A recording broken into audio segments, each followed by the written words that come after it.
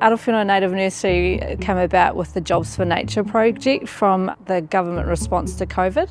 We've been operating since September 2021. We initially started at Arowhenua Marae and quickly grew out of there, and we've been on this site since February of 2022.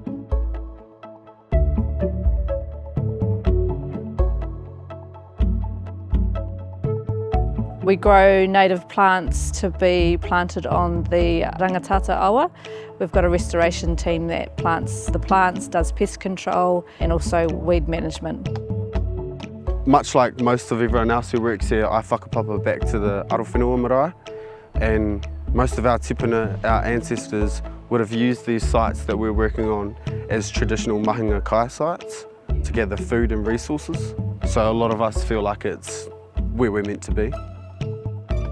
Our goal for the next 2 years is to become a self-sufficient business and provide a corridor for the birds along the river from Peel Forest to all the way down to the river mouth where they can breed.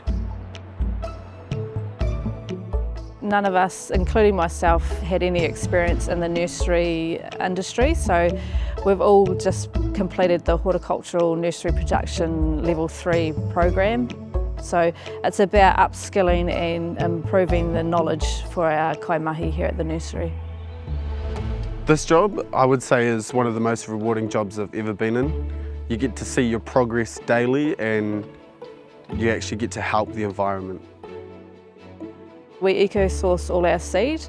We go right up to the Rangitata Gorge, collect seed from there, and it's very good for our wairoa, our hininaroa, but also for our kaimahi connecting back to the whenua and also their culture.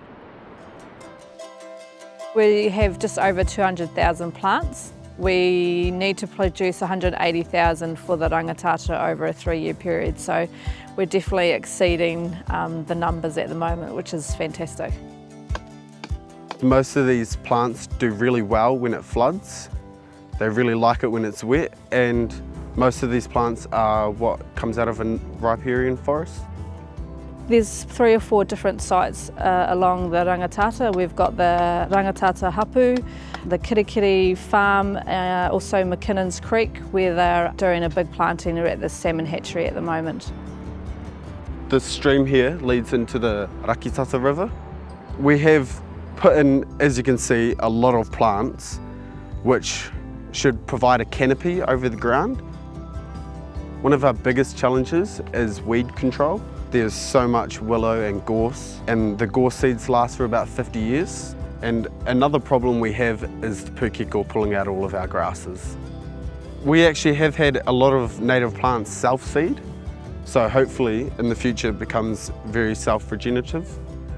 The water quality has definitely improved. The flow is back, it looks nice and healthy, and most of our native species that live in the water have come back.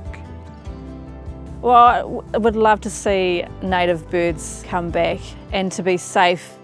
I'd love to see the water quality improve, our whānau to be able to go and swim and collect kai from the river, to really take ownership back over the river.